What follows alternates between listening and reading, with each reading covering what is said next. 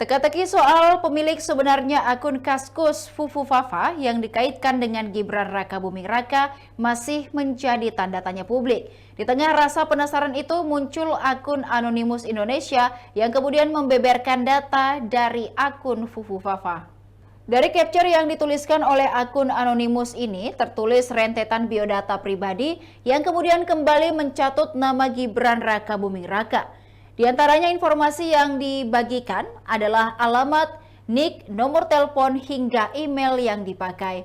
Tertulis juga riwayat lain seperti nama keluarga dan juga nama orang tua. Namun kebenaran dari data yang dibagikan Anonymous ini tidak bisa dikonfirmasi pasti. Sebelumnya Menkominfo Budi Aris Setiadi juga sudah membantah bahwa akun Fufu Fafa adalah milik Gibran. Bahkan ia menegaskan kalau polemik soal akun Fufu Fafa di media sosial Kaskus itu adalah upaya untuk mengadu domba.